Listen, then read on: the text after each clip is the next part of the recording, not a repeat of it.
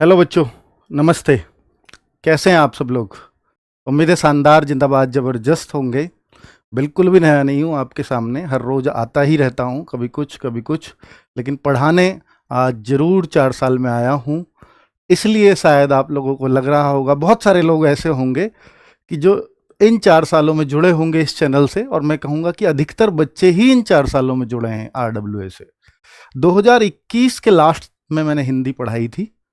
उसके बाद मैंने हिंदी यूपी पुलिस वगैरह के लिए नहीं पढ़ाई, बीच में ज़रूर कुछ प्रैक्टिस सेट एसएससी जीडी के लिए कराए हैं। तो एसएससी जीडी में तो वो हिंदी होती नहीं है जो यहाँ पर होती है।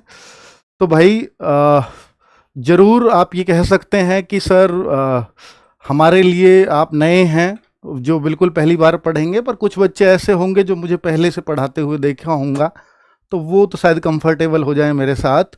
लेकिन बच्चों मैं आपको इतना भी बताना चाहता हूँ कि मैं बहुत विद्वान नहीं हूँ हिंदी का। ये मेरा डिस्क्लेमर आप नोट कर लीजिएगा।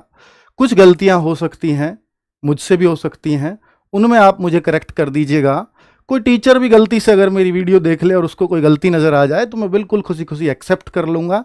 बस मेरा उद्देश्य बच्चों ये है कि मैं आपको 37 में से 37 करा के जाऊँ, क्योंकि आपको हिंदी का मैं कहूँगा विद्वान होने की आवश्यकता नहीं है यूपी पुलिस में हिंदी का 37 में से 37 स्कोर करने के लिए। बहुत आसानी से आप 37 में से 37 कर जाते हैं अगर आप हिंदी का बहुत कम पार्ट भी अगर सीखें तो। एक शिक्षक का काम भी वही है कि वो अपने शिष्यों को, देखिए किताबें तो बहुत बहुत सारी किताबें हैं, और किताबें ही अगर मैं पढ़ाने लग जाऊंगा तो फिर शायद गुरु का और किताब के बीच की दूरी खत्म हो जाएगी, सब किताब ही है फिर तो। और मुझे लगता है कि हम हर गुरु का काम, हर टीचर का काम यही होना चाहिए कि वो अपने बच्चों को कुछ आसानी से परोस करके दे दे, जिससे बच्चा किताब के साथ जो कंफर्टेबल नहीं हो पा रहा था वो अपने टीचर के साथ कंफर्टेबल हो सके। तो भाई मेरा उद्देश्य वही है। Good afternoon, welcome back. जो वेलकम बैक कह रहे हैं वो जरूर पहले से पढ़े हुए होंगे, इस बात को मानता हूं। और भाई ये आपको मालूम है कि दीपक सर की क्लास आज सुबह 9 बजे हो चुकी है। क्या शानदार क्लास हुई है, आप सब उसके गवाह हैं। 12 बजे से मैं क्लास लेकर आया ही हूं, हर रोज होगी। अगले 3 महीने 2 महीने जो भी टाइम बच रहा है, 60-70 दिन, मैं आपकी टोटल 40 क्लास लेने आया हूं। 40 क्लास में प्रॉमिस करता हूं कि आपका शायद ही कोई क्वेश्चन बाहर जाए, शायद ही। सब कुछ इन क्लासेस से छप जाएगा। आज की क्लास लेने से आप ये अंदाजा लगा पाओगे कि सर कुछ बचा ही नहीं है जो आपने पढ़ाया। ये मैं आपसे प्रॉमिस करके जा रहा हूं। इसके बाद शायद ही कुछ बचेगा, है ना? तो फिर क्या, जो मैंने हिंदी पढ़ी है, जिन्होंने हिंदी पढ़ी है वो इस क्लास को ले, उनको भी बहुत कुछ मिलेगा। जिन्होंने हिंदी कभी नहीं पढ़ी, अगर केवल वो इन क्लासेस से जुड़ जाएं, शायद वो 40 क्लास से 37/37 करके आ जाएंगे, जीरो बच्चा भी। क्योंकि मैं वो बेसिक लेवल लेकर के चलता ही हूं, चाहे मैंने मैथ्स पढ़ाया, चाहे रीजनिंग पढ़ाई, चाहे हिंदी पढ़ाई, मैंने हमेशा उस बच्चे का ख्याल रखा कि जो बिल्कुल जीरो है ना? चलिए, तो भाई जीएस की मैं बात करता हूं तो सोनवीर सर आज 2 बजे से आपके सामने हाजिर होंगे, और क्या अंदाज है उनका आप सब लोग जानते हैं। और रीजनिंग के बाद से आप सबको मालूम है संदीप सर 4 बजे से आपके बीच होंगे। तो ये टीम है हमारी। और भाई ये रहा आपका जो है इस टाइम टेबल, या आप कहिए कि जो शेड्यूल है अगली 30 क्लासेस का। मैं चैप्टर वाइज, मैं प्रैक्टिस सेट इनको कह रहा हूं, लेकिन मैं चैप्टर वाइज कराना चाहता हूं, ताकि लास्ट में जब 10 में मिक्स प्रैक्टिस सेट कराऊं, 30 ये और जो 10 मिक्स प्रैक्टिस सेट कराऊंगा, इन दोनों को 40 मिला के कह रहा हूं। आज आपके हिंदी में आप कोई भी सेट करके देखो, आज कितना स्कोर आता है मुझे नहीं पता। मिक्स हिंदी में आप देखो कितना स्कोर आता है किसी का, और वो आप मॉक से अंदाजा लगाओ कि आप 30 कर पाते हो, 32 कर पाते हो, 28 कर पाते हो, 25, 22, 20, 15, 14, 10, जो भी कुछ आप कर पाते हो। मैं आपको ये यकीन दिलाता हूं कि जब इन 30 के बाद मैं लास्ट के 10 सेट कराऊंगा, और वो 10 सेट ऐसे नहीं होंगे कि मैं इनमें से ही क्वेश्चन उठा लाऊंगा, नहीं, वो होंगे जो मैं इन सेटों को कभी देखूंगा ही नहीं। तो भाई उन 10 सेट को जब करा रहा हूंगा तो मुझे 37 में से 35, 36 और 37, इन 3 के अलावा आपका कोई स्कोर नहीं चाहिए। और मैं ये आपसे प्रॉमिस करता हूं, ये मैं करवा के रहूंगा। और आपको एक प्रॉमिस मुझसे करना होगा कि ये अगले 40 सेट आप मेरे साथ रहेंगे, और 40 मत रहिए आप, 30 सेट रह जाइए। बाद के 10 तो सिर्फ प्रैक्टिस के लिए हैं। 10 सेट जो चैप्टर वाइज कराऊंगा, बस इनमें आपको मेरे साथ बने रहना है। मित्र, ये रहा पहली क्लास हिंदी वर्णमाला भाग 1, दूसरा हिंदी वर्णमाला भाग 2। आप इन सारी क्लासेस को नोट कर लीजिएगा। मंडे टू फ्राइडे क्लास चलेंगी, शायद ही कोई क्लास छुट्टी होगी, बाकी हर दिन क्लास चलेगी, ये मेरा प्रॉमिस है। और आप, मुझे लगता है कि बच्चे इस क्रम में, मुझे लगता है हिंदी का पढ़ने का सबसे आसान और सबसे बढ़िया क्रम, जिससे बच्चे के दिमाग में उतरती चली जाती है चीजें, वो यही हो सकता है। उस हिसाब से ही मैं इनको लेकर के आया हूं। ठीक है, चलो तो ये नोट कर लीजिएगा। एक स्क्रीनशॉट में हट जाता हूं, एक बार स्क्रीनशॉट लेकर के रख लीजिएगा। और हम हिंदी वर्णमाला के भाग 1 पर हैं। आज की क्लास हो सकता है थोड़ी सी लंबी जाए, क्योंकि बहुत सारे बच्चे से बहुत सारी बातें मुझे करनी है, थोड़ा मोटिवेट भी करना है, ताकि वो अपने, और मोटिवेशन हमारा लगातार चलता रहेगा कि आप यूपी पुलिस में इस बार सिलेक्शन लें। ये केवल इस क्लास का उद्देश्य सिर्फ इतना नहीं होगा कि मैं आपको सेलेक्ट करा जाऊं, नहीं, मैं आपको सेलेक्ट होने के लिए प्रेरित कर पाऊं, क्योंकि बहुत सारे बच्चे हतोत्साहित होते हैं। तो भाई पहला क्वेश्चन आप लोगों के सामने आ गया है, वर्णमाला किसे कहेंगे। और आज मैं आपको बताता हूं भाई, वर्णमाला में 2 चीजें हैं, ध्यान देना मेरी बात पर। वर्णमाला में 2 चीजें हैं मेनली, जो आप एक स्वर कहते हैं और एक व्यंजन कहते हैं, है ना। तो व्यंजन पार्ट को हम कल लेंगे। आज जितना भी पार्ट है, स्वरों से कोई क्वेश्चन आपका कभी गलत नहीं होगा, ये प्रॉमिस करके जा रहा हूं। आज की क्लास के बाद इस क्लास को अगर जरूरत पड़े तो दोबारा देख लेना, स्वर कुछ भी नहीं बचेगा, क्योंकि बहुत सारे बच्चों के लिए नए नाम हो सकते हैं कुछ चीजों के। ठीक है, तो पहला क्वेश्चन है, वर्णमाला किसे कहेंगे। शब्द समूह को, कोई शब्द है, शब्द तो भाई ये भी है, वर्णों के संकलन, इसका समूह ये बन गया, एक ये और एक ये शब्दों का समूह है। क्या ये वर्णमाला है? नहीं, तो ये वर्णमाला तो नहीं हुई। वर्णों के संकलन को, वर्णों को इकट्ठा कर दिया जाए, से, मैं, है, तो वर्णों को अगर इनको इकट्ठा कर दें तो क्या ये वर्णमाला बन जाएगी? नहीं, इनका भी कोई क्रम तो होना चाहिए। संकलन इकट्ठा तो कैसे भी कर सकता है कोई, ख को कैसे पहले लिख देगा, ग को ऊपर लिख देगा, च को और नीचे लिख देगा, तो ये कोई संकलन से भी नहीं बात बनेगी। शब्द गणना को, शब्द की गणना करने को कोई वर्णमाला कैसे कह सकता है? आगे देखो, वर्णों के व्यवस्थित समूह को, बहुत सही बात, वर्णों के व्यवस्थित समूह, जैसे आप स्वरों को पहले लिखो, फिर आप व्यंजनों को लिखो, फिर आप, मतलब जैसे स्वर आपको मालूम है ना कौन कौन से, और उनका भी एक क्रम होता है। व्यंजन को भी कचट तप एक वर्ग होता है, कल सिखाऊंगा उसको। कै खे गए आपको आते हैं ना, आप सोचते हो मुझे तो आते ही नहीं, क्या खे गए मैं पूरा लिख ही नहीं सकता, ABCD लिख सकता हूं, क्या खे गए नहीं लिख सकता। मैं आपसे कहता हूं कि कल के बाद आप लिख पाओगे, बहुत आसानी से लिख पाओगे सारे। और जब तक नहीं लिखोगे तब तक वर्णमाला नहीं सीखोगे। वर्णमाला का हिंदी में अगर मैं यूपी पुलिस की हिंदी में रोल बताऊं तो यूपी पुलिस में 2 से 3 प्रश्न हर सेट में आपको मिलेंगे। कांस्टेबल के एग्जाम में, यूपीएसआई में बहुत ज्यादा नहीं आया, कल जो पेपर हुआ है मैंने वो भी छाने हैं, ठीक है, लेकिन यूपी पुलिस कांस्टेबल में आपको हर सेट में 2 से 3 प्रश्न वर्णमाला से मिलेंगे ही मिलेंगे। तो यानी हम हर दिन आपका 1 से 2 नंबर क्लियर करेंगे ही इस क्लास से, ये ठीक है। तो स्वर और व्यंजन, तो भाई हम ये कहेंगे वर्णमाला के व्यवस्थित क्रम को, तो लिपि, और दूसरा हम ये कह सकता है लिपि का क्रमबद्ध अध्ययन होता है, जो लिपि का क्रमबद्ध लिखना, ये भी एक वर्णमाला ही कहलाती है। लिपि को अगर क्रमबद्ध लिखें तो भी वर्णमाला है। ये लिपि क्या है? तो लिपि भाई जैसे देवनागरी लिपि है, देवनागरी हिंदी किस भाषा में लिखी जाती है?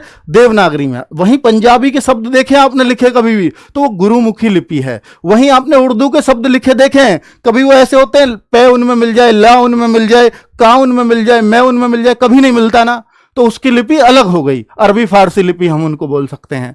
आप कहो सर अंग्रेजी में ऐसा मिलेगा कभी? बा मिला मिल जाए, ले मिला लिखे मिल जाए लिखा हुआ, नहीं मिलता ना। तो ये सब देवनागरी की पहचान है। जितने भी स्वर व्यंजन को मैं आपको बताऊंगा वो सब देवनागरी की ही पहचान है। देवनागरी के वो लिपि के चिन्ह हैं। लिपि चिन्हों को क्रमबद्ध में लिखना, लिपि के चिन्ह इनको बोलेंगे। आपको सर ये चिन्ह कैसे हैं? तो भाई आपको चिन्ह बता रहा हूं, आप बताओ ये क्या लिखा है? आप कहोगे सर ये तो हमें पता ही नहीं है, ये तो एक चिन्ह सा लग रहा है। तो जो अनपढ़ है ना उसको ये भी एक चिन्ह से ही लगते हैं। ठीक है, ये मैं आपको बता दूं क्या है, ये कै लिखा हुआ है तमिल में। अब आप बताओ, हमें तो चिन्ह लग रहा था ना, तो जो जिसको ये भाषा नहीं आती, अंग्रेजों को नहीं आती, उनको ये भी चिन्ह लगेंगे। तो लिपि चिन्हों का क्रमबद्ध लिखना है, इसमें चिन्ह और लिखो, लिपि चिन्हों को क्रमबद्ध लिखना ही वर्णमाला है। समझ में आई बात? ठीक है, तो ये देवनागरी लिपि है, जितने भी ये सब लिख रहा है ये देवनागरी लिपि है। ठीक है, आगे बढ़ते हैं। तो अब ये आपको वर्णमाला का पहला क्वेश्चन क्लियर। नेक्स्ट बढ़ते हैं, भाषा की मूल इकाई क्या हो सकती है? भाषा की मूल इकाई, तो भाई देखो, अक्षर है, ध्वनि है, संकेत है, वर्णमाला है। अब आप इसमें देखते हैं कि सर मूल इकाई का क्या मतलब है। मूल इकाई यानी जो जड़ है वो कौन सी, सबसे जड़ तो उसको कहते हैं जो सबसे नीचे हो, सबसे छोटी हो। तो सबसे छोटी की ही बात ये करेगा, सबसे नीचे की ही बात ये करेगा, तो वो मूल इकाई ध्वनि हो सकती है। ये ध्वनि क्या है? ध्वनि को हम दूसरा रूप वर्ण कहते हैं बच्चों। वर्ण क्या है? अब आपके उस अक्षर लग रहा था, देखो वर्ण और अक्षर में अंतर भी बताऊंगा। वर्ण ये है, जैसे मैं ये लिख दूं ये कै, और एक मैंने लिखा कै, ये वर्ण है और ये अक्षर है। ओहो, ये क्या इतना बारीक अंतर? हां, जिसमें हलंत लिखा लगा है इसका मतलब ये किसी के संयोग से नहीं बना, ये बिल्कुल जिसका कोई विघटन नहीं किया जा सकता, जिसको तोड़ा नहीं जा सकता, जिसका विभाज्य नहीं हो सकता, वो वर्ण होता है। और अक्षर, अक्षर जो है ये मिलके बनता है, इसमें स्वरों का भी मेल होता है, क्योंकि जब आप इसको तोड़ते हो ना तो इसको बोल के देखो, क्या बोलते हो? का, तो का के साथ आ, बाद में आ की ध्वनि अभी आ रही है, और इसको हम कहते हैं हलंत, क्योंकि जो बाद का आ अलग कर दिया है इससे। अब ये आधा का बोला जाएगा, क आ, का, ऐसे। ठीक है, और ये भी क। तो ये जो छोटा हुआ इनमें से कौन सा हुआ? ये। तो सबसे छोटी जो इकाई है वो वर्ण है, अक्षर नहीं है। समझ में आ गई बात? ठीक है, और ध्वनि, इस वर्ण को ही ध्वनि कहते हैं। बस ये लिखित रूप है और ये मौखिक रूप है। तो अगर पूछे भाषा का सबसे छोटा मौखिक रूप कौन सा है, तो ध्वनि है। और भाषा का सबसे छोटा लिखित रूप कौन सा है, तो वर्ण है। और ये मौखिक रूप है। अब आप एक चीज नोट कर रहे हैं, आप कहो सर यही आ गया, भाषा का सबसे छोटा, सबसे छोटी इकाई बताओ, और दोनों ही दे दी, ये भी तो क्वेश्चन दिमाग में आ सकता है, वर्ण और ध्वनि। तो ये दोनों नहीं आएंगे कभी विकल्प में। अगर ये दोनों आए तो फिर लिखित और मौखिक जरूर लिखेगा। समझ में आई बात? चलो, ये क्लैरिटी अब हमारी हो गई है, और मुझे लगता है कि अब आपका इससे संबंधित कोई डाउट नहीं बचा होगा। चलो नेक्स्ट बात करते हैं, वर्ण किसे कहते हैं? वर्ण किसे कहते हैं? भाई देखो, अभी मैंने सब कुछ वर्ण के बारे में समझाया है, तो इनमें से कौन सा ऑप्शन हो सकता है? सार्थक शब्दों के समूह को कह सकते हैं क्या? सार्थक शब्द का समूह, भाई वर्ण तो बहुत छोटी चीज है। सार्थक शब्द बनाओ, पहले तो अर्थ वाले शब्द लाओ, फिर उनका समूह बनाओ। वर्ण यार ऐसे कैसे? भाषा की सबसे छोटी अविभाज्य, जिसका भाग नहीं किए जा सकता। अक्षर के भाग हो सकते हैं, अक्षर का भाग करके दिखाया था अभी, तो अक्षर का भाग तो ये अक्षर हुआ, इसका भाग हो गया, लेकिन इसका भाग नहीं कर सकते आप, इसलिए यह वर्ण है, इसलिए यह वर्ण है। समझ में आ गई? बहुत बढ़िया। तो भाई हम कह सकते हैं कि भाषा की सबसे छोटी अविभाज्य इकाई, बिल्कुल करेक्ट ऑप्शन है भाई आपका। पोल डालो यार, बच्चों को मजा आएगा, है ना? चलो नेक्स्ट क्वेश्चन। अब हम देखते हैं वर्णों के कितने भेद होते हैं। वर्णों के कितने भेद होते हैं? तो भाई अगर मैं वर्ण की बात करता हूं तो वर्ण दो ही, आप देखोगे कि दो ही तरह के होते हैं। एक आप सुनते होंगे स्वर, और एक आप सुनते होंगे व्यंजन। यही सुनते हो? तो वर्णों के कितने प्रकार हो गए? दो। वर्णों के दो भेद हो गए, स्वर और व्यंजन। अब इन स्वरों के भी भेद होते हैं अलग अलग। ये स्वर कितने होते हैं, इसमें बहुत सारा कंफ्यूजन है बच्चों को, है ना? इसमें बहुत सारा कंफ्यूजन है। क्या है सर स्वरों में, क्या कंफ्यूजन है? स्वरों में आप कहीं इसको 10 पढ़ोगे, कहीं इसको 11 पढ़ोगे, कहीं इसको 13 पढ़ोगे, और व्यंजन में स्पष्ट है 33 होते हैं, है ना। अगर मैं बात करता हूं ये 10 होते हैं उच्चारण की दृष्टि से। याद रखना कि स्वर उच्चारण की दृष्टि से 10 होंगे, और एक कामता प्रसाद जी ने, कामता प्रसाद जी, इनके अकॉर्डिंग, नाम याद रखना, कामता प्रसाद जी के अकॉर्डिंग स्वर कितने हैं, तो भी आप 10 लगाएंगे।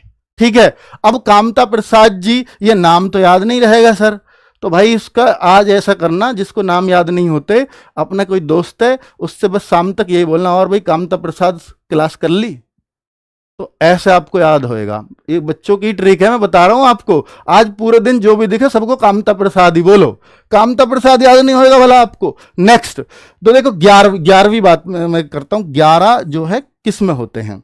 तो अगर मैं 11 की बात करता हूं, तो 11 की मैं बात करूं तो मेरे भाई, तो ये आप कह सकते हैं कि अगर स्वर यही आ जाए कि केवल स्वर कितने हैं, तो आप वहां पर 11 बात करेंगे। तो फिर 11 में कौन सा बढ़ जाता है, जैसे ए आ, मैं लिख ही देता हूं, उनका एक क्रम लिख देता हूं ताकि आपको क्लियर रहे, क्योंकि जब स्वरों को ही पढ़ रहे हैं आज, तो हमें पता भी होना चाहिए उनका क्रम क्या है। ई बड़ी, और भाई री, फिर आगे बात कर ले, ओ सॉरी अभी ऊ रह गए, ऊ बड़ा ऊ, फिर री, और अगर हम बात करते हैं तो आगे आ जाता है ए आई, और ये ओ, और ये औ। ये आप गिन लीजिए, ये 11 बैठेंगे। अब ये जो उच्चारण की दृष्टि से कैसे 10 हैं, क्योंकि जो री है इसको रे ऐसे लिखते हैं। अब रे तो व्यंजन में आता है भाई, रे तो रुपया मत समझ लेना, इसको लाइन खींच दी, रे मतलब व्यंजन है, तो उच्चारण की दृष्टि से तो मेरे भाई 10 ही रहे, यानी ये खत्म हो जाएगा। कामता प्रसाद जी ने 10 ही माने, ये 11 किसने मान लिए, इन सबको अगर जोड़ देंगे तो ये 11 बन जाएंगे। अब आप कहोगे सर 13 कैसे हो जाते हैं, 13 तो 13 में 2 और आ जाते हैं, अंग और आह, विसर्ग जिसको बोलते हैं। तो एक अनुस्वार और एक विसर्ग, तो अब ये 13 हो जाते हैं, और आपने भी यही पढ़े होंगे बचपन में। तो ये 13 परंपरागत दृष्टि से अगर पूछे तो आप कितने बोलेंगे, ये 13। और अगर पूछे हिंदी निदेशालय, जो हमारा हिंदी देवनागरी लिपि में लिखी जाएगी, ये वर्ड ऐसे लिखा जाएगा, इसमें ये शुद्ध वर्तनी ये है, अशुद्ध ये है, ये सब किसने दिया, हिंदी निदेशालय ने, भारत का हिंदी निदेशालय, इसकी स्थापना हुई है, उसने इसको देना शुरू किया है भाई। हिंदी निदेशालय ने माना कि 11 ही होंगे। और ये बहुत बार आपने देखा होगा कि ये यूपीएसआई में भी आया था प्रश्न, तो वहां 11 सही किए गए थे, वहां 11 ही सही किए गए थे। ठीक है। जब ये आप वर्णों के वर्ण कितने, मतलब ये स्वर कितने हैं, अगर केवल इतना आए तो, वरना ये बोलता है उच्चारण की दृष्टि से बताओ, हिंदी निदेशालय बताओ, परंपरागत दृष्टि से बताओ, तो वो सब कुछ आपको क्लियर होना चाहिए कि कौन से केस में हमें कितना उत्तर लगाना है, ताकि कोई कंफ्यूजन ना रहे। हाँ, क्या बोल रहा बच्चा, स्वर की संख्या 13 माना गया था, 13 नहीं है, वो परंपरागत दृष्टि से पुराने हो चुके हो अब आप, तभी है वो 13। चलो, किस समूह में सभी स्वर दीर्घ हैं, अब आपको यह भी बताना पड़ेगा भाई, ये दीर्घ का क्या चक्कर है। अब देखो, मैंने आपको स्वर लिखे थे कुछ ए, और मैं इसमें बहुत कुछ बताने वाला हूं अब आपको, और सारे प्रश्न उससे हल होंगे। ए ई बड़ी, इसको लिखने की प्रैक्टिस करो, आप भी खूब लिखने की प्रैक्टिस करो, ताकि आपको ये बिल्कुल रट जाए। जितनी बार लिखोगे उतनी बार अच्छे से रटेगा। तो अब मैं आपको यहां पर लघु और दीर्घ, और ये दो हैं हमारे अयोगभा, इसको हम स्वर बोलते हैं, और दो जो है इसको हम अंग, और ये है आह, तो इसको हम विसर्ग बोलते हैं, क्योंकि बाद में 2 विसर्ग लगे हुए हैं, और इसको हम बोलते हैं अनुस्वार। और इन दोनों के मेल, अगर इन दोनों को इकट्ठा बोलने लगे तो इसको बोल देंगे अयोगभा। दोनों को क्या बोलेंगे, अयोगभा। ठीक है। अयोगभा क्या होते हैं, अयोगभा होते हैं ना स्वर है ना व्यंजन है, तो ये बेचारे किधर के बिना रहे। जैसे एक प्लूटो ग्रह हुआ होता था ना वो ग्रह में रहा, वो ना बिना ग्रह के रहा। ठीक है, वो किधर भी उसकी गिनती नहीं होती। तो ये वही है, ये इसको ना इधर का छोड़ा ना उधर का छोड़ा। चलो अब मैं बात करता हूं बच्चों इनकी। तो ये भी डाउट में रहता है, आपको मालूम है कि 10 रहते हैं इसके बिना, और आगे की जो भी गणनाएं होंगी ना वो सब इसको छोड़ करके होंगी, क्योंकि सब कुछ उच्चारण पे चलता है।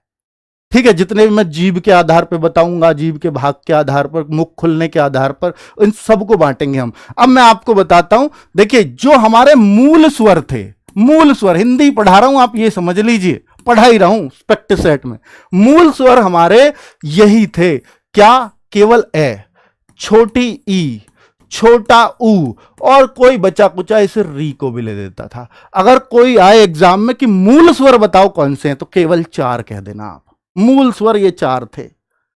अब बाकी जो बच रहे हैं वो सब दीर्घ स्वर में है, सब। इनको ह्रस्व स्वर भी कहते हैं। ह्रस्व स्वर कौन से होते हैं? तो आप कहोगे इनको ही कहते हैं सर ह्रस्व स्वर।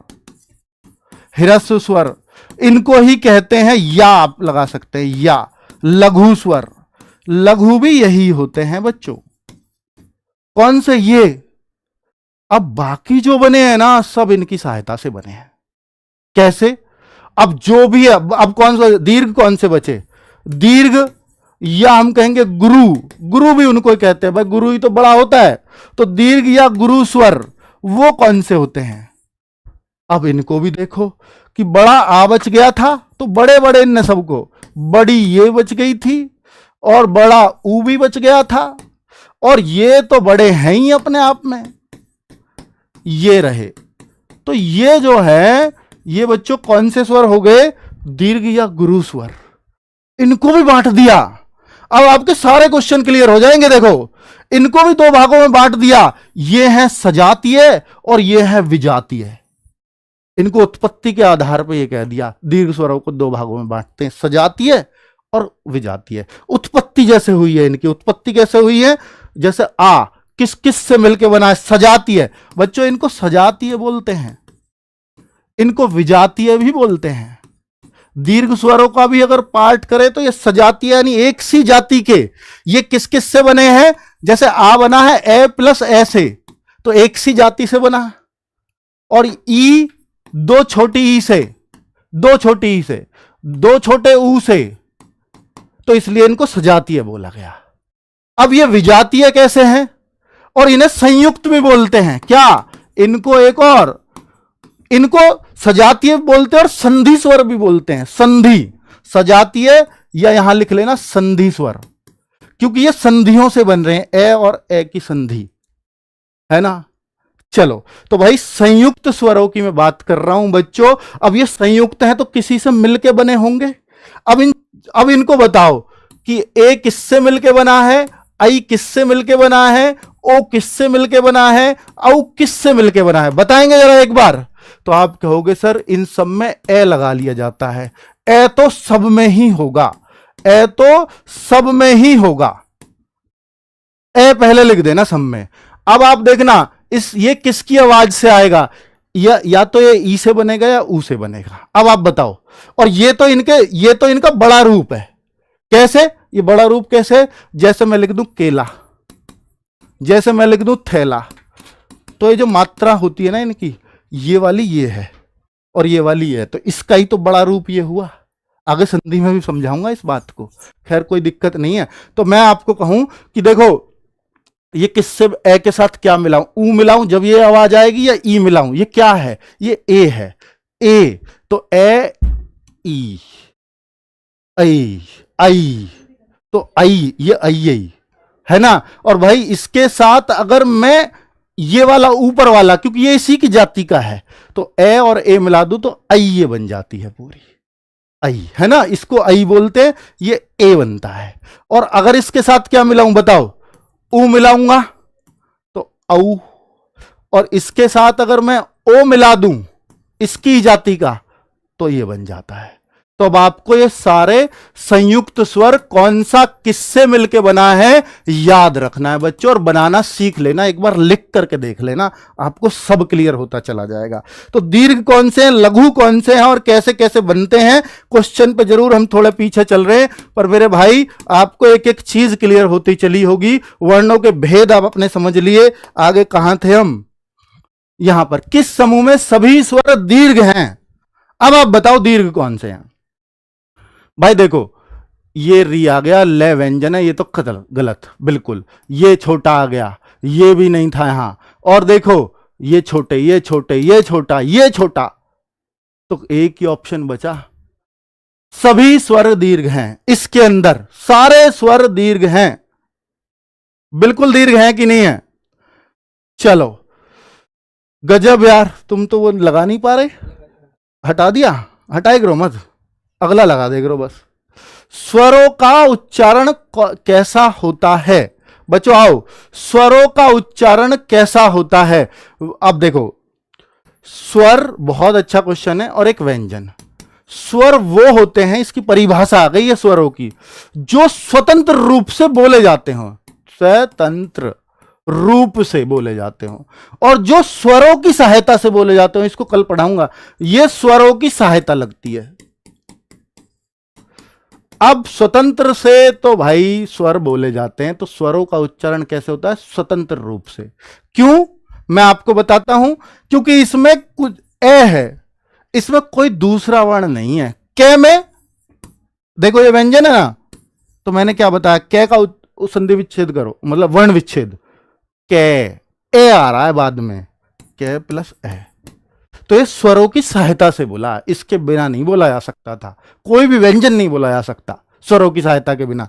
लेकिन ये इसमें नहीं आता है, वह ई है, इसमें कहां आया बताओ, तो ये अपनी अपना भाई स्वतंत्र रूप से बोल रहे हैं, तो ये है इसका मतलब। ठीक है, चलो आगे। मात्रा के आधार पर स्वर कितने प्रकार के होते हैं, मात्रा के आधार पर बताओ, मात्रा के आधार पर स्वर कितने प्रकार के होते हैं।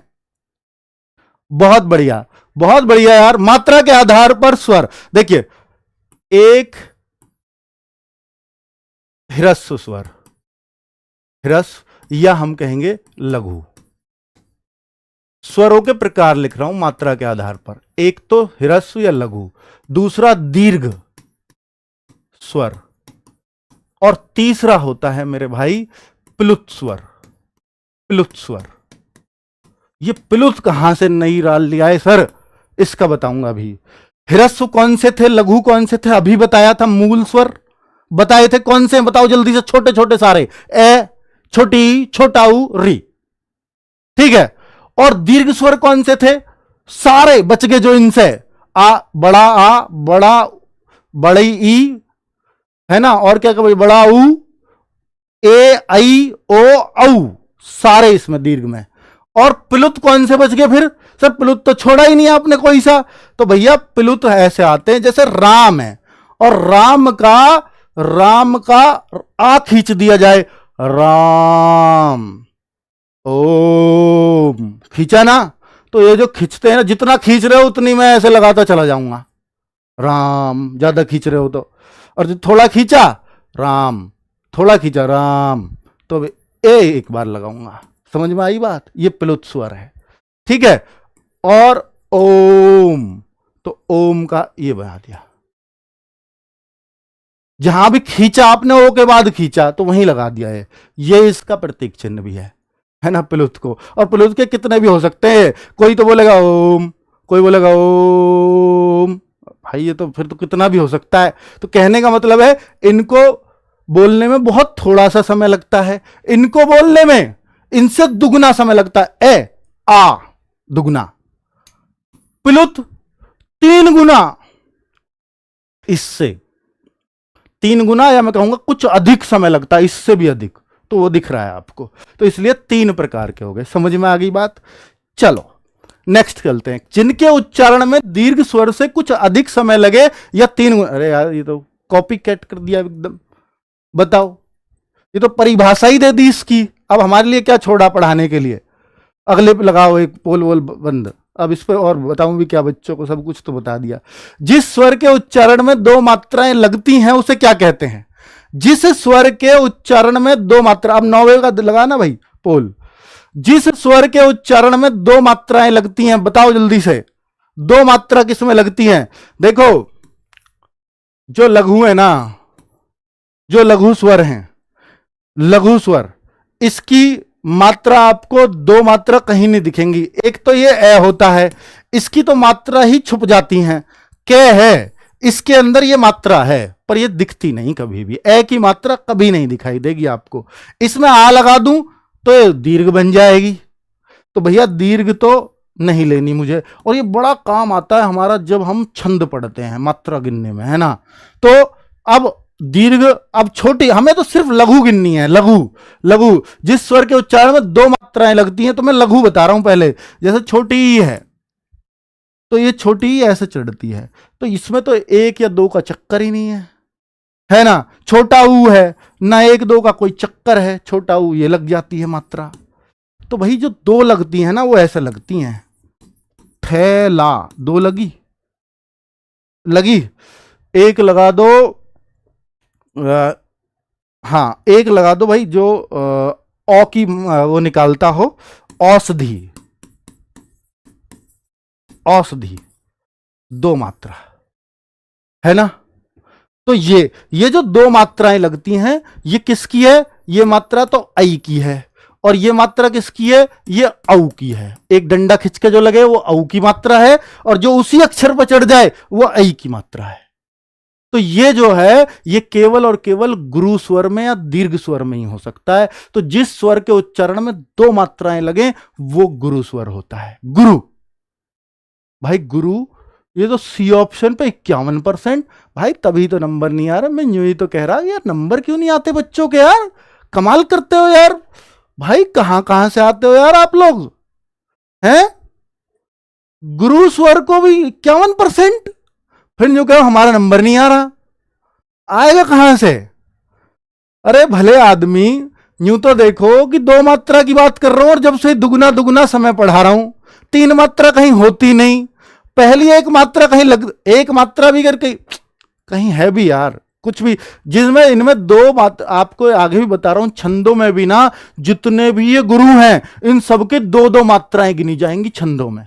छंद तक तो अभी पहुंचे ही नहीं है, खैर उसके बाद माध्यम से आपको पता होना चाहिए था। भाई एकदम गुरु लोग हो यार आप लोग। चलो नेक्स्ट, जो ध्वनियां न स्वर हैं न व्यंजन हैं इन्हें क्या कहते हैं? जो ध्वनियां, अब बताओ, एक चीज बताई थी अभी थोड़ी देर पहले, न स्वर हो न व्यंजन हो, आप क्यों ध्वनि बता रहे हो आप? अरे भैया ध्वनि और वर्ण एक ही बात है, बस उसकी आवाज को कह देते हैं और वो लिख देते हो उसको। जो आवाज निकली उसको लिख दिया तो वर्ण है, और मुंह से बोल गया लिखा नहीं तो ध्वनि है। बात एक ही है, ध्वनि और वर्ण, है ना, कुछ भी अलग नहीं है। तो जो ध्वनियां, जो वर्ण ना तो स्वर हो ना व्यंजन हो, उन्हें क्या कहते हो? अब दिखाना जरा इनका 84%। अब तो थोड़ी इज्जत रख ली आप लोगों ने। तो भाई वो जो है अयोगवाह होते हैं, और वो अयोगवाह में दो चीज है, बस दो चीज है अयोगवाह में, एक विसर्ग और एक अनुस्वार। ठीक है, एक विसर्ग एक अनुस्वार, याद रहेगी बात। अयोगवाह में दो ही चीज है, एक अनुस्वार एक विसर्ग। विसर्ग कौन सा? ऐसे। ये अनुस्वार लगता कहां है सर? भाई लगता ये रहा, देखो कोई पूछे कि जैसे हिंदी, पंचमा अक्षर की जगह अगर बिंदी आप लगा देते हो तो वो अनुस्वार माना जाता है, कि जैसे हिंदी है। अब ये पंचमा अक्षर कल बताऊंगा, ये पंचमा अक्षर क्या होता है। कचट तप के माध्यम से लास्ट की जो लाइन होती है वो पंचमा अक्षर होती है, उनमें न आता है। उस न की जगह अगर आपने बिंदी रख दी तो ये अनुस्वार कहलाता है। ये क्या चीज हो गई? अनुस्वार। ये है अनुस्वार यार, आज तक दिखाया ही नहीं आपको किसी ने। ये रहा अनुस्वार, ये रखा, ठीक है, इसको कहते हैं अनुस्वार। तो ये चीज वहां दर्शाई जाती है। तो इनका कहीं भी यार स्वरों में प्रयोग ही नहीं है। इनमें कहीं ना कहीं थोड़ी बहुत सहायता स्वरों की लेनी पड़ रही है इनको बोलने में, और जिनमें स्वरों की सहायता लग जाए वो व्यंजन हो जाते हैं। पर ये बनावट में स्वरों की तरह दिखते हैं। तो ना ये तो स्वर के रहे, ना ये व्यंजन के रहे, ना ये घर के रहे, ना घाट के रहे, इसलिए इनको अयोगवाह तीसरा नाम दे दिया। समझ में आ गई बात? चलो आगे आ जाओ। नेक्स्ट, हिंदी वर्णमाला में स्वरों की संख्या क्या है? तो हिंदी वर्णमाला में स्वरों की संख्या, अब आप कहोगे सर हिंदी वर्णमाला में स्वरों की संख्या, अब तो ये तो बात आपने डाउट में डाल दी। अभी अभी तो आप खुद बता रहे थे कि 10 ऐसे पूछेगा तो 10, ऐसे पूछेगा तो 11, ऐसे पूछेगा तो 13। अब आप खुद ही ऐसा सवाल दे रहे हो। बहुत तगड़ी बात है भाई ये, और ये पूछा गया यूपीएसआई में। अब क्या करेंगे इस स्थिति में? तो हो गए ना कंफ्यूज। तो मेरे भाई कंफ्यूज आ गए हो तो फिर उत्तर सिर्फ एक ही लगाना कि 11 ही होगा, 11 ही होगा। अगर 10 लगाना है तो फिर रेफरेंस आना चाहिए कामता प्रसाद जी, फिर रेफरेंस आना चाहिए उच्चारण की दृष्टि से जी, फिर रेफरेंस आना चाहिए परंपरागत दृष्टि से 13।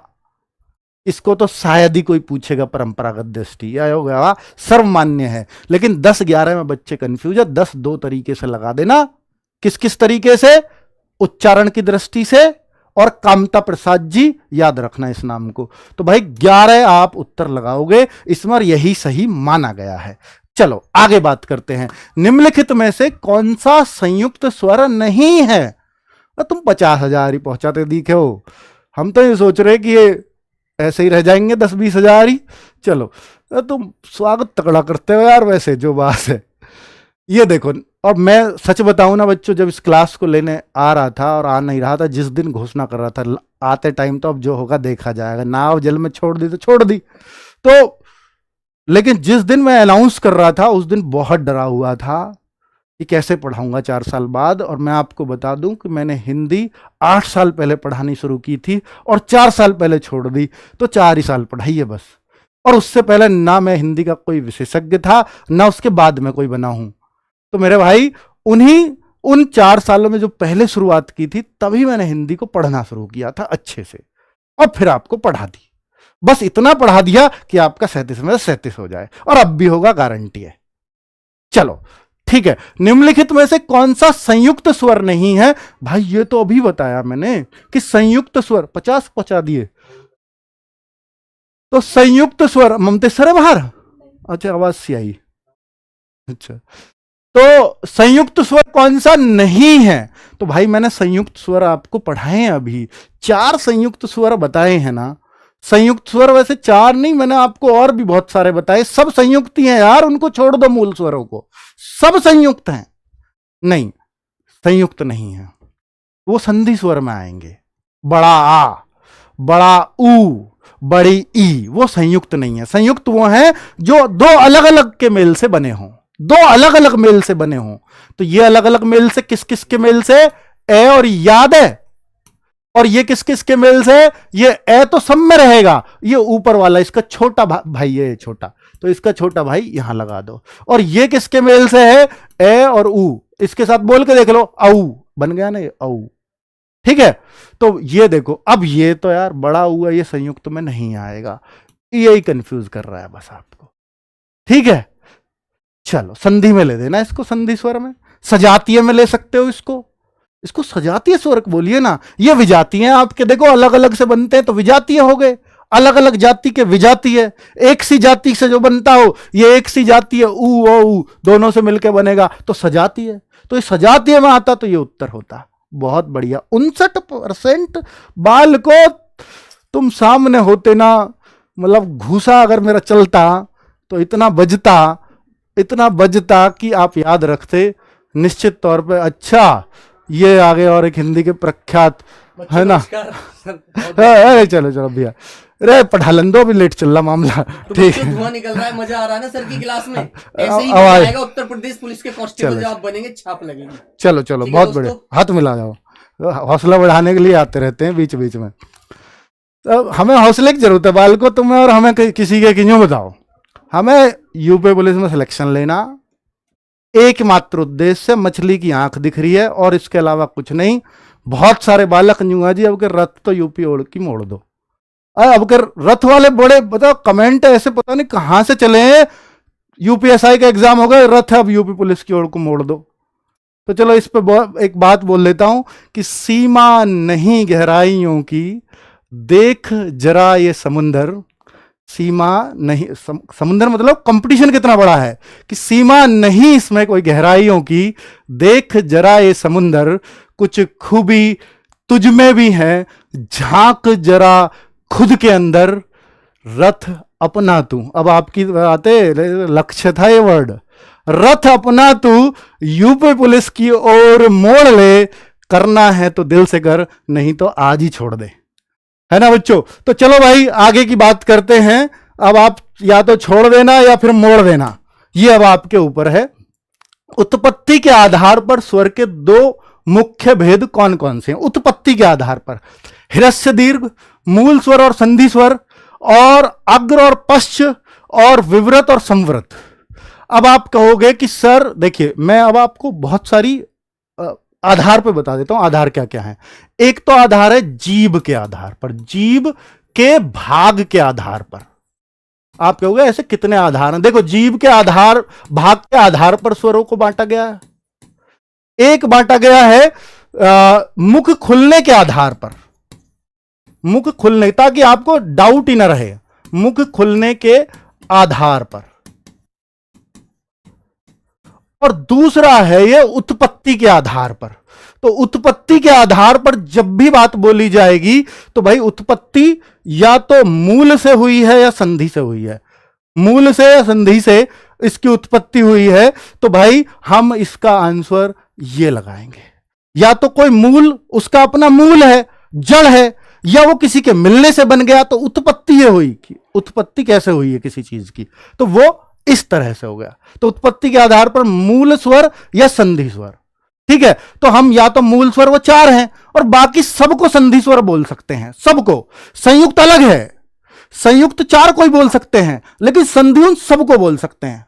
4 और 3 7 को, 7 संधि में आएंगे, 7 ये रहे और 4 ये रहे।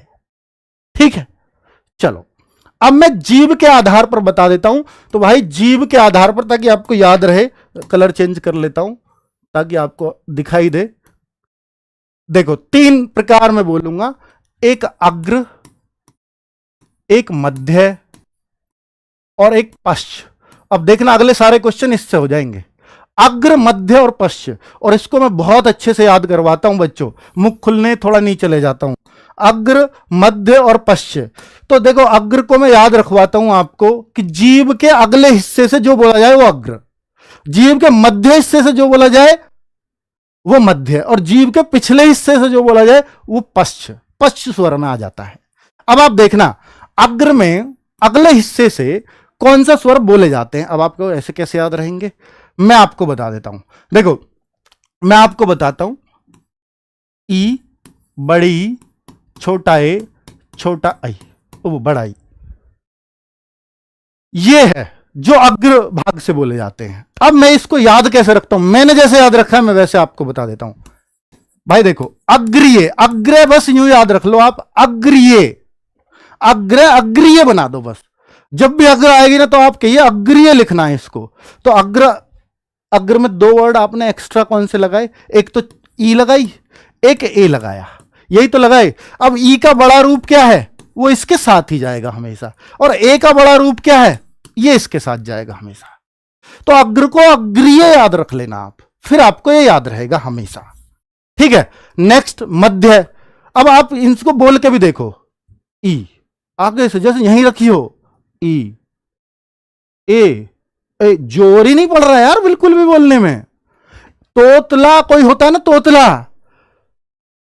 वो इनको कभी तोतला का नहीं बोल सकता, गारंटी है। इनको बुलवा लेना उससे, इनको तो वो बोलेगा, अरे भाई गूंगा भी बोलता है इनको। ईयर ए तो वो भी करता है, क्योंकि इस पर जोर ही नहीं पड़ता। और मध्य भाग का भी बहुत आसान है, मध्य में एक ही है बस।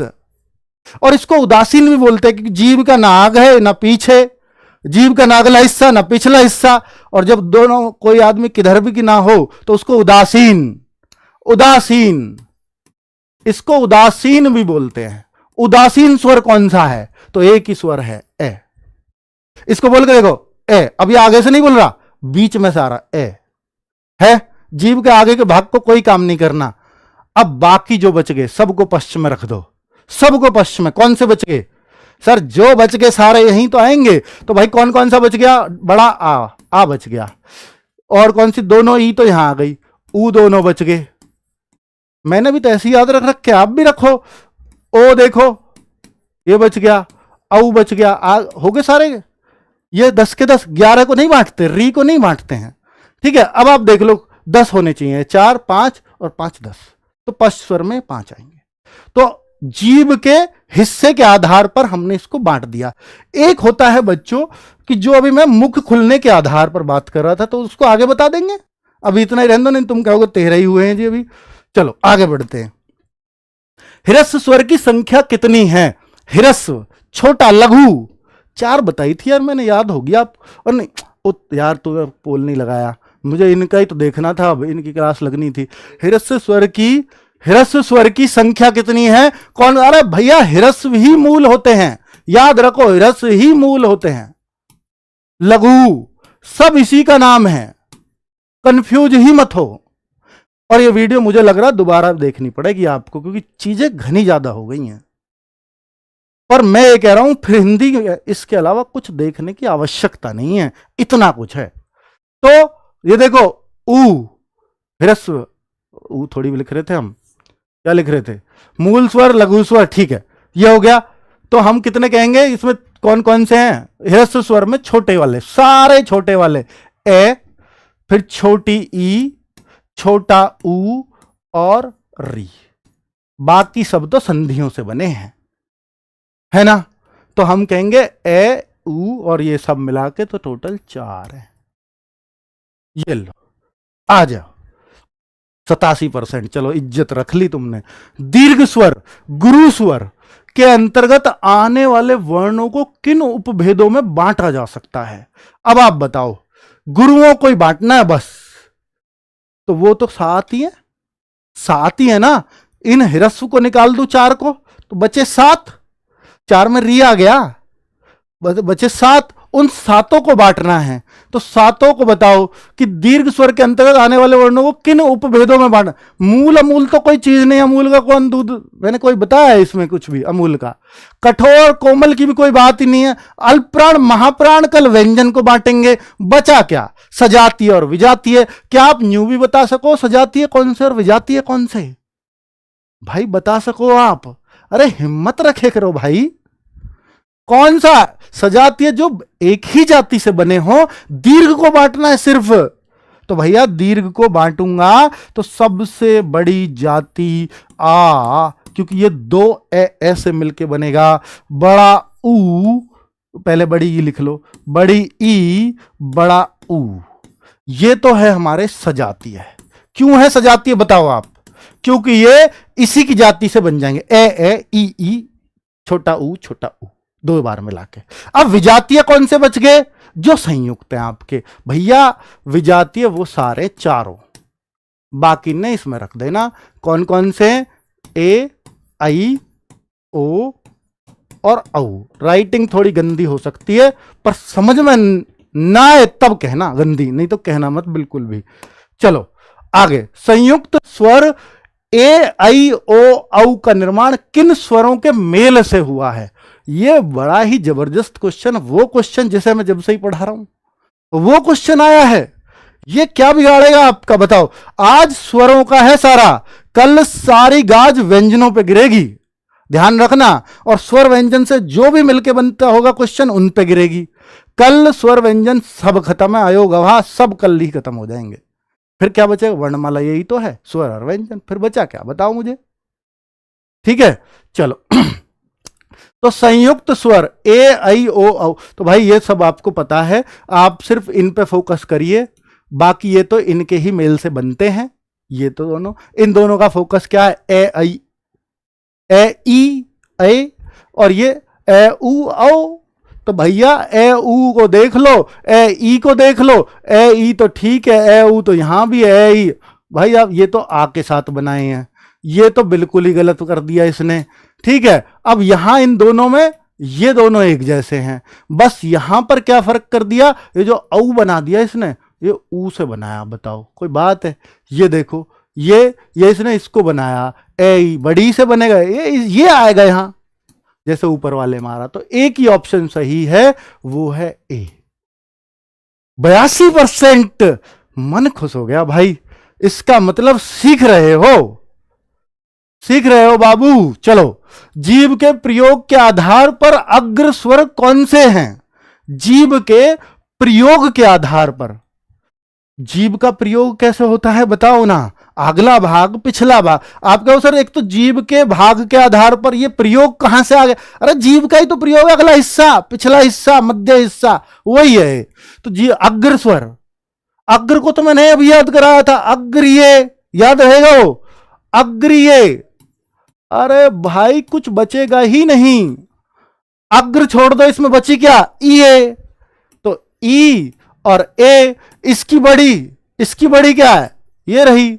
और इसकी बड़ी कौन सी है? ये रही। ये रहे चारों, खत्म। अग्र स्वर कौन से हो गए? अब ढूंढ लो ना इनमें, क्रम भी ये रहा, क्रम ही लिख रखा है। कितने लोगों ने? 86%। ये 10% ए को क्यों? ये पिछले वाले का उत्तर तो नहीं था ये? अरे भाई ऐसे छान में कभी सोच रहे हो, ये इसके उत्तर अगले में देते हैं बहुत सारे बच्चे, ऐसे होती है ये बात। कभी 86 वाले खुश हो रहे हो, इन 14 का तो होना ही नहीं है, वो पिछले पे पड़े हैं अभी। चलो अगला वाला, जीव के प्रयोग के आधार पर मध्य स्वर किसे कहा जाता है? मध्य। अब ये तो भाई देखो बहुत ही आसान प्रश्न है, अगर आपने जीव के भाग पढ़ लिए तो इसमें मुझे बहुत मूंड मारने की आवश्यकता है नहीं। जीव के प्रयोग के आधार पर पश्च स्वर, ये 3 ही प्रश्न बना दिए, और ये सब आए हुए प्रश्न हैं अधिकतर, कोई कहीं कोई कहीं कोई कहीं, ठीक है। और जो हमने इनको अपने क्रम में ले आए बस ढाल करके, कि बच्चों को कैसे समझ में आएगा, उस क्रम को मैं भली भांति जानता हूं। चलो, जीव का प्रयोग पश्च, पश्च कौन सा? पिछला हिस्सा। और पिछला हिस्से से कौन से बोले जाते हैं जरा बताओ तो। भाई देखो, आपको याद नहीं है ना, मैंने याद कराए पिछले वाले, मैंने अग्रिय याद कराया, 4 तो वो हो गए, अय बीच वाला याद 5, और बच के जितने भी, कितने? 5 ही और बचे, 5 ही बचते हैं। री को हटा देते हैं इसमें से, बाकी 5 इसमें आएंगे। 5 केवल एक में ही है, उत्तर लगा दो ना यार फिर। और वैसे भी बचे हुए यही तो हैं, बताओ ना आप। 90%। अब क्या है ना मजा, 90%। अब आप सब कर लोगे, अब मुझे बताने की आवश्यकता नहीं है।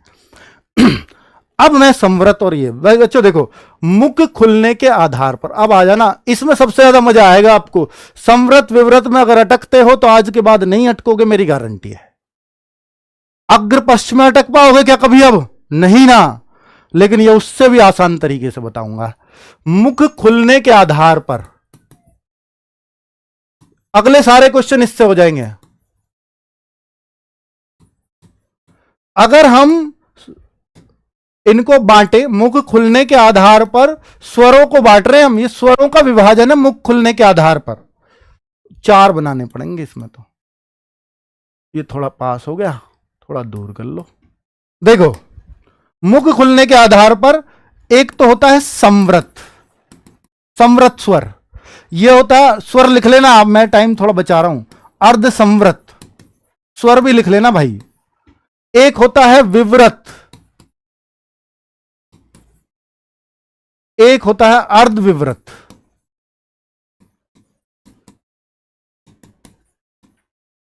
अर्ध विवृत। अब मैं आपको ये चारों का फर्क बताता हूं, और आज के बाद गलत मत करना। संवृत को मैं याद कराता हूं आपको सुई से। संवृत मतलब सुई, सुई याद रख लेना। जब ऐसे ऐसे सुई से ऐसे संवृत, जब भी संवृत आए तो सुई लगने वाली है भाई, सुई लगेगी। तो सुई, संवृत को क्या याद रखना है? सुई। सुई कैसे लिखे? अब आप कहो जी बड़ी बनाओ छोटे, अरे कोई सी बना लो, बना तो लो, सुई। तो अब देखो, से का संवृत, से तो इसको छोड़ दो, ये तो संवृत की पहचान के लिए था। बाकी क्या बच गया? ऊ और ई, ऊ और ई। अब इसके दोनों के बड़े रूप और लिख दो, क्योंकि एक साथ वाले एक साथ जाते हैं, एक जैसे एक साथ जाते हैं। तो ये संवृत में तो ये 4 हो गए। सुई से याद रहेगा, संवृत से के लिए था, बाकी 2 जो हमने लगाए अग्रिय की तरह कर दिया। अब बच्चों, संवृत होता क्या है मैं आपको बता दूं, कि जो मुंह बंद से भी बोल दिया जाए, बंद मुंह रखो, कुछ भी नहीं, पता ही लगेगा, ऊ ऊ, इसको बोल के देखो, ई ई, बंद है मुंह, बोल रहा है कि नहीं, पूरा बंद मुंह से बोल दिया इसको। अगर मुंह आधा बंद हो तो अर्ध संवृत, आधे बंद मुंह से। अब आप कहोगे सर अब इसको याद कैसे करेंगे? देखो मैं आपको बताता हूं। ये कह रहा सुई संवृत और अर्ध संवृत आधी सुई। भैया सुई का तो ये हुआ था, तो कह रहा आधी सुई लगवा ले भाई, सुई तो उन्होंने लगवा, आधी लगवा ले। ओए हाथ मत लगा दियो, ओए आधी भी नहीं। तो क्या याद रखेंगे? ओए, ओए कैसे लिखा जाता है? ऐसे, ओए। और इसके अगले भी मत लिखना, अगले बड़े रूप नहीं, वो इसके साथ नहीं आएंगे।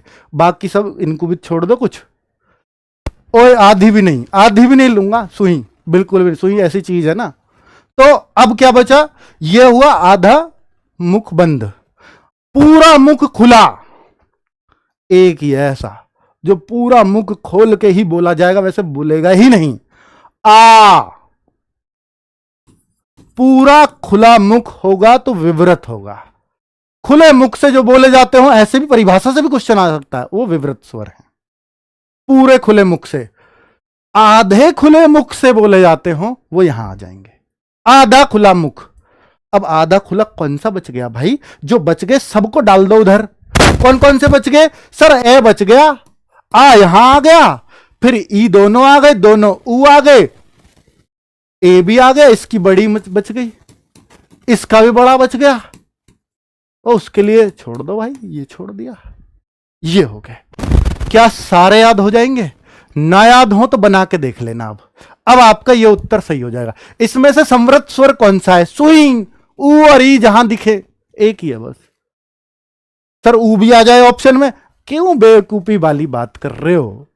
अगर दोनों आएंगे तो फिर ऐसा भी ऑप्शन आएगा ए और बी दोनों थोड़ी आ सकते हैं भाई। जो हैं तो हैं दोनों। तो आपके सामने आया हुआ प्रश्न है भाई, ऐसे ही थोड़ी लिया है। अब बताओ ओ कौन से में आता है? जल्दी बताओ, बताओ ना, ओ कौन से में आएगा? ओए, ये तो ओए वाला ओए ना। तो इसका मतलब कौन से में? अर्ध में, आधी सुई पे। आधी सुई पे चिल्लाए ना तुम, ओए। औ, औ का क्या? अब औ बताओ कहां आएगा? औ कहां आएगा? सर औ का तो कुछ बताया ही नहीं था। तो आधे बंद, आधे खुले मुख से अर्ध विवृत में आएगा, क्योंकि इसका बताया नहीं था। तो समझ लेना 3 का तो बता दिया, बाकी बचे कुचे वाले में अर्ध विवृत है ना। खुद करके देखो, ए अर्ध विवृत, ये भी वहीं जाएगा। ठीक है, चलो आगे बढ़ते हैं। मुख द्वार खुलने के आधार पर विवृत स्वर कौन सा है? अब विवृत तो एक ही था भाई। चलो टाइम हो रहा है यार, जल्दी बढ़ना पड़ेगा। अर्धविवृत, अर्धविवृत स्वर समूह की पहचान करो। अर्धविवृत, अब अर्धविवृत तो अपने आप ही बता दोगे तुम। अर्धविवृत, ओए हटा दो, सुइयां हटा दो, और बाकी तो आप अर्धविवृत वैसे भी, अरे अर्धविवृत बचे कुचे डाले ना अर्धविवृत में, तो आ उसमें चला गया पूरे विवृत में। अर्धविवृत में कौन कौन से आए थे हमने देखा, ये आए थे ना।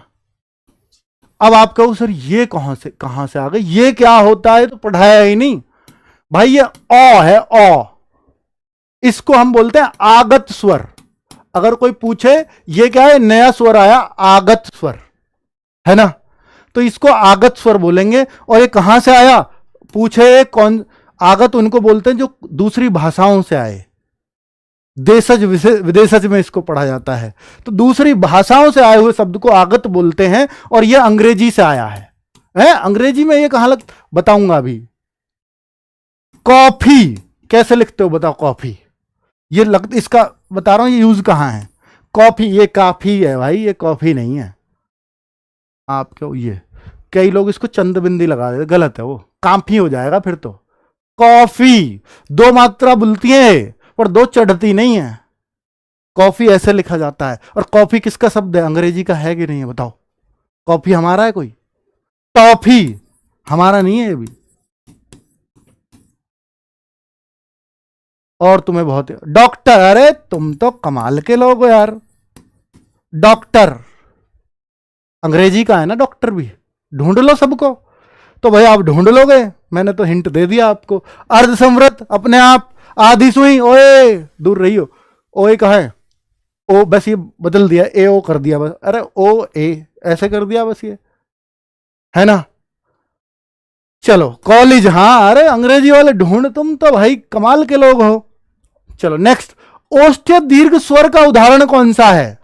ये क्या नई चीज आ गई? ओष्ठ्य, ओष्ठ मतलब होठ होता है, ओष्ठ मतलब होठ होता है। इसको पढ़ाऊंगा तो कल बहुत बढ़िया तरीके से, लेकिन ओष्ठ याद रखना होठ होता है, और इसमें दीर्घ स्वर की बात कर रहा है।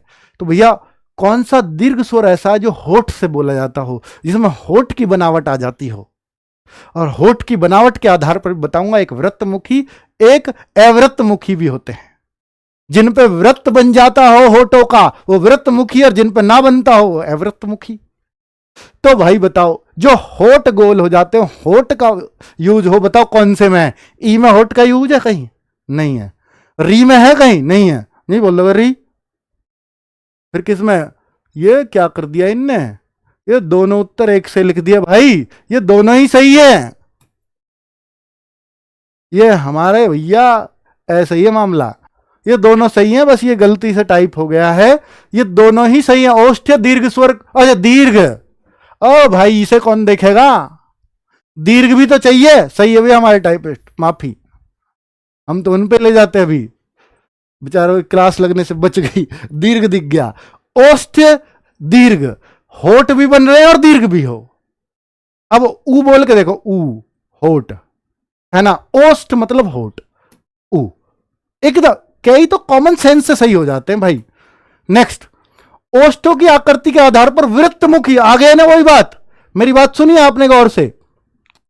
होठ की आकृति जिसको बोलने में वृत्त बना देती हो, ऊ वृत्त बन जाएगा। देखो वृत्तमुखी, वृत्तमुख बन रहा है। तो किस किस पे वृत्तमुख बनता है बताओ आप?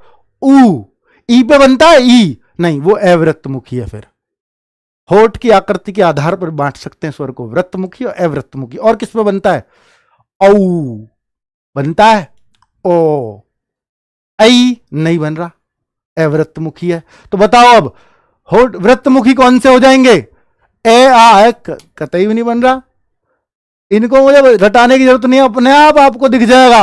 ऊ, ऊ, ओ, औ, सब गोल करके बोल दिए तुमने, होठ गोल करके सब बोल दिए। बोल के देख लो, याद हो जाएंगे अपने आप, कुछ भी जरूरत नहीं है। उत्तर आ गया 93% का, बहुत बढ़िया। अवृत्तमुखी आ गया उत्तर। अब बताओ, जो होठ गोल करके ना बने वो सब अवृत्तमुखी। अब बताओ होठ गोल करके कौन से नहीं बन रहे? अरे ये नहीं बन रहे होंगे, इनमें एक में भी होठ गोल नहीं है। यहां इनमें हो जाएंगे, ये तो सारे गोल वाले हैं, ये भी गोल वाले हैं और ये भी गोल वाले हैं, यही नहीं है बस, ये अवृत्तमुखी। उत्तर 97%। 11,000 बालकों ने 14,000 बालकों ने 96% कर दिया। पर ओ ये वाले पिछले वाले होंगे, नहीं ये तो पिछले में भी नहीं था भाई, क्यों नाराज कर रहे हो भाई? 97 का 100 हो जाता था, कितना मजा आता। 12,000, मैं इसको चलाता यूट्यूब पे कि 12,000 बालकों ने उत्तर दिया और 100 के 100% का सही, ऐसा संभव कैसे है? अंकित भाटी के इतने दिन में पढ़ाने आया, इतना बढ़िया पढ़ाने लगा आते ही। ये फिर उदाहरण पेश होता है ना। अनुनासिक स्वरों का उच्चारण स्थल कौन सा है? अनुनासिक, नासिक मतलब क्या होता है बताओ? नासिका, नाक, तो नाक, और बोलने को मुंह चाहिए ही। अब आप बता दो अनुनासिक, अब मुझे बताने की जरूरत है? अरे नासिक लग गए, मुंह बोलने को चाहिए, बिना मुंह के कुछ बोल सकता है? तो नाक और मुंह, इसमें कौन सी बड़ी बात है? तो अनुनासिक स्वरों का उच्चारण स्थल नाक और मुंह होता है अनुनासिक का। कई सारे लोग नाक कह रहे हैं, नासिक नहीं है, नाक मुंह, नाक मुंह है ना, नाक मुंह रहेंगे, नाक नहीं रहेगी। नासिक्य वर्ण हो तो नाक कह सकते हैं, अनुनासिक में मुंह भी चाहिए।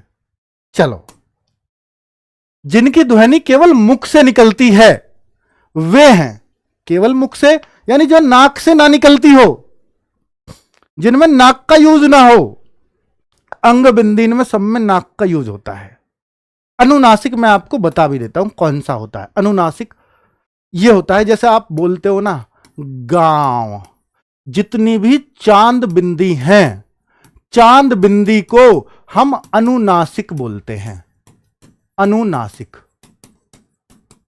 ठीक है, अनुनासिक चांद बिंदी है आपकी, अनुनासिक, ठीक है। एक अनुस्वार होता है अंग बिंदी, ये जो थी ये क्या था, ये अनुस्वार है, ये अनुस्वार है। अनुनासिक क्या है, चांद बिंदी, गांव। और बता दो बहुत सारे भाई, ठीक है, जहां चांद बिंदी लगती हो, चांद भी कह दो, चांद बिंदी में खुद लग रही है। जिनकी ध्वनि केवल मुख से निकलती हो, नाक से ना निकलती हो। भैया दो ही जगह से ध्वनि निकले, या तो मुख और नाक, मुख और नाक, और कहीं से नहीं निकलती। बता दो, कान से भी निकलती है किसी के, नहीं। तो वृत्त, अरे भैया जिसकी मुख से, केवल मुख से संवृत, ये तो सब जीव के आधार पे थे। निर्नुनासिक यानी जिसमें निर मतलब बिना नाक का, बिना नाक की ध्वनि, भैया मुंह से ही निकलेगी। फिर तो दो ही तो जगह है, मुंह और नाक।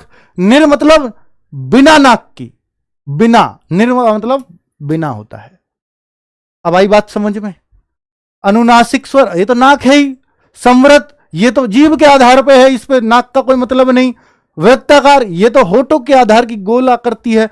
यह हुआ, समझ में आ गई अब तो कुछ। चलो आगे बात करते हैं। निम्नलिखित में से किस विकल्प में अनुनासिक का प्रयोग है। अनुनासिक क्या था, अभी बताया था, चांद बिंदी, संकर हिंदी। ये तो भैया, ये तो अनुस्वार का प्रयोग है, मैंने बताया था आपको। अंग बिंदी तो अनुस्वार है, अतः ये विसर्ग है, अतः प्रातः है। ये अनुस्वार, ये विसर्ग, इसमें अयोगवाही लगा दिए दोनों। ये क्या हो गया, अनुस्वार भी हो गया, विसर्ग भी हो गया। और ये क्या है, यही तो है जिसे ढूंढ रहे, अनुनासिक। अनुनासिक 83%, किसी में तो 100 ले आओगे। ये तो इतना आसान था, थोड़ी देर पहले ही तो एक्सप्लेन करा।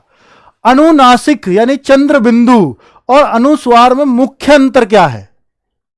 आपके दिमाग में मुझे पता यही सवाल चल रहा होगा, और वही रख दिया। सोचो कितना आगे तक की सोच रहे हैं हम, और ये इनको बनाते हुए सोच रहे हैं। तो वही, हाँ ऐसा सवाल आना चाहिए। अनुनासिक यानी चंद्र बिंदी और अनुस्वार में अंतर क्या है। कोई अंतर नहीं, ऐसा तो नहीं हो सकता। अनुनासिक में हवा नाक और मुंह से निकलती है, जो नाक और मुंह से बोला जाएगा वही अनुनासिक है। अनुस्वार ऐसा नहीं है, अंग वो नाक में ही रहेगा, ठीक है। तो ये हम अनुनासिक की अलग पहचान है, अनुस्वार में ऐसा कुछ नहीं है, केवल अनुनासिक की ही ये पहचान है। बिल्कुल 90%, गजब कर दिया भाई। आगत स्वर का प्रयोग किस भाषा के शब्दों में होता है। आगत अभी बताया था, ये तो आगत बताओ कौन सी भाषा में। टॉफी, कॉफी, कॉलेज, डॉक्टर, किस भाषा के शब्द है सब। इनकी स्पेलिंग लिख सको आप, डॉक्टर की, कॉलेज की, जिनकी स्पेलिंग लिख सको वो अंग्रेजी के। आपको कैसे पहचाना जी अंग्रेजी के, जिनकी स्पेलिंग लिख सको वो अंग्रेजी के। आप क्यों सर, स्पेलिंग तो हम बहुतों की लिख देंगे, बेकार की स्पेलिंग बताना, लिखी देगी कहीं BEKAR, ऐसा कौन लिखता है भाई, है ना। उनकी सुनी थोड़ी है, उनकी तो अंग्रेजी बनानी पड़ेगी पहले, वर्थलेस, है ना, ऐसे करके। तो वेस्ट, बेकार, तो वैसे बनती है वो, तो मीनिंग है।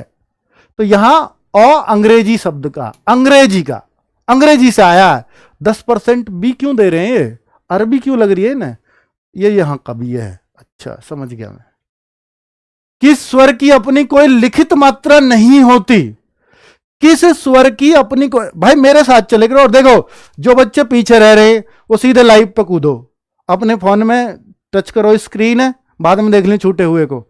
टच करो स्क्रीन पे तो लाइव लिखा आ रहा होगा, लाइव पे जाओ, तब साथ रहोगे, तब उत्तर आ सकते 100%। नहीं तो कुछ लोग पिछले का दे रहे होंगे, इसलिए नहीं आता। किस स्वर की अपनी कोई लिखित मात्रा नहीं होती, बताओ आप, जिसकी कोई अपनी मात्रा ही ना हो। इसका जिक्र तो मैंने किया है, शायद आज की भी क्लास में किया है, याद आया आपको। इसकी मात्रा है, हाँ भाई, काम में ये आ गई ये मात्रा, आ की, आपको ई की है। अरे किसान में है तो सही यार, छोटी ई की मात्रा, ये रही छोटी।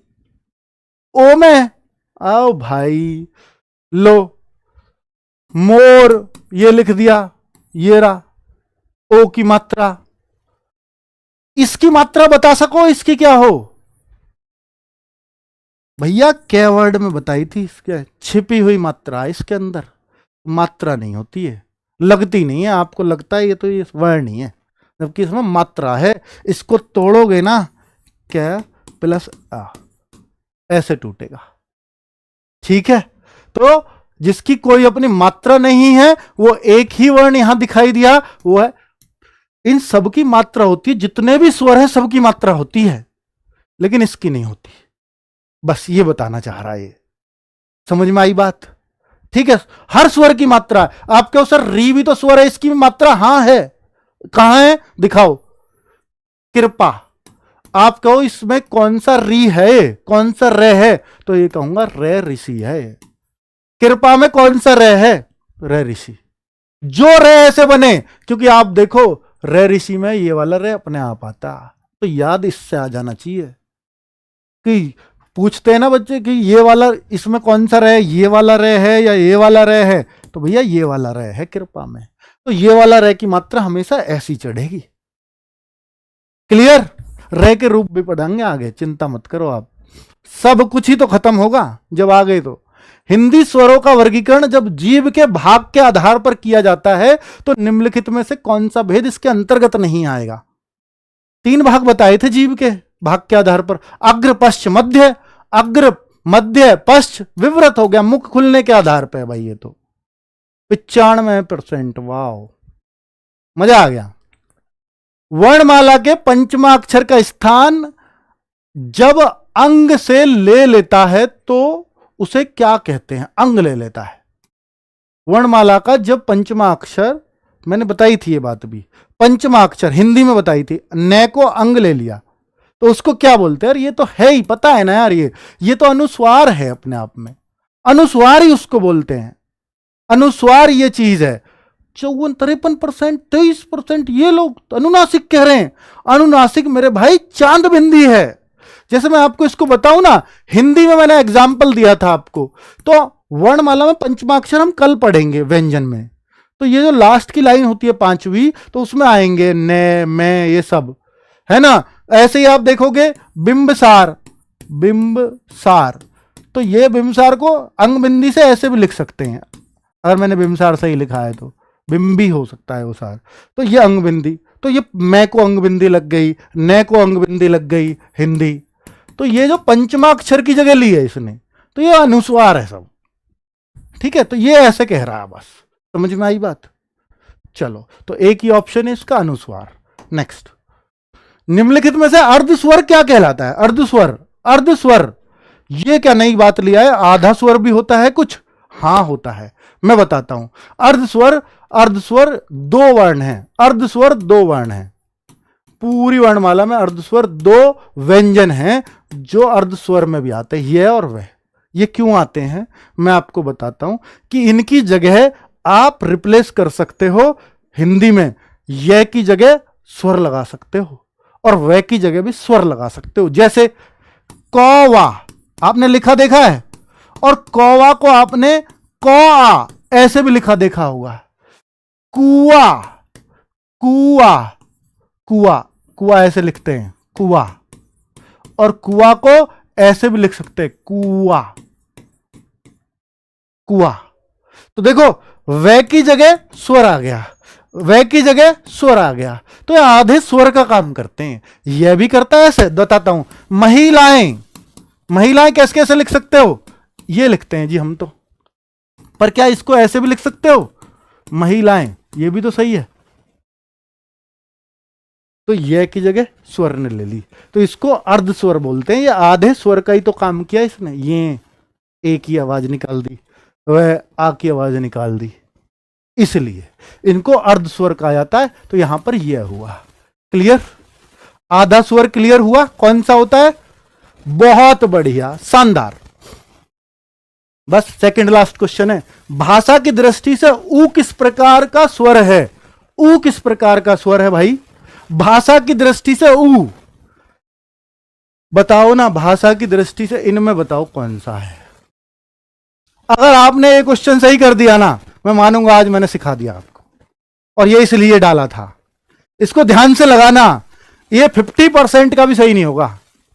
कितनी बड़ी बात कह रहा हूं, 50% भी अगर इसे सही कर गए तो मेरा आज का पढ़ाना सफल हो गया। 50% उत्तर आ गया तो आएगा ही नहीं। थोड़ा सा सोच लो, बस थोड़ा सा, इतनी जल्दी करने वाला प्रश्न नहीं है ये। इसमें दो चीज हैं, यानी अग्र भी, एक तो मुख खुलने के आधार का भी दे दिया और एक जीभ के हिस्से का भी दे दिया। दोनों में कौन सा आता है? अब देखो ऊ कहां कहां आता है। एक तो सुई में आता है, तो सुई मतलब संवृत, याद आया? संवृत में आएगा ये ऊ, सुई। और कहां आएगा ऊ, बताओ जरा। अब मैं उनमें आता हूं, किसमें? अग्र, पश्च और उसमें अग्रीय ई और ए आते हैं, वहां नहीं आ रहा ऊ, तो अग्र में तो है नहीं। मध्य में सिर्फ एक आता ए और फिर बचा पश्च, तो फिर पश्च बचा। तो फिर कौन सा बच गया? संवृत और पश्च। पश्च संवृत कौन से में आ रहा है? पश्च और संवृत। बोला था 50% भी सही नहीं देंगे भाई। देखो अंदाजा देखो मेरा, 34% बच्चों ने ही उत्तर दिया है। 34% चैलेंज दिया था मैंने आपको, फिर भी नहीं कर पाए। ये इतना जानता हूं मैं आपको। और ये मैंने सोचा कि यार इतनी मेहनत मैंने की है तो क्यों ना मैं इसको HW में रख दूं और आपका उत्तर आ जाए तो मजा आ जाए। पढ़ लूं मैं सारे कमेंट। ह्रस्व स्वर का उदाहरण कौन सा हो सकता है इनमें से, वो आपको पहचानना तो पड़ेगा ना। ह्रस्व स्वर कौन सा हो सकता है ये आपको पहचान करनी पड़ेगी। इसमें मैं आपकी कोई हेल्प नहीं करने वाला हूं।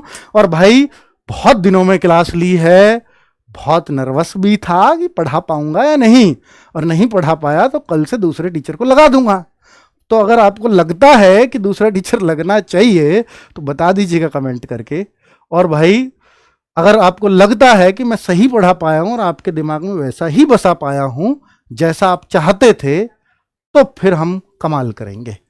चलो बच्चों, धन्यवाद आपका इतनी भारी संख्या में जुड़ने के लिए, इतने दिनों बाद भी लगातार पसंद करने के लिए, पूरी 1 घंटे की क्लास में पूरे 50,000 की संख्या को टस से मस ना करने के लिए।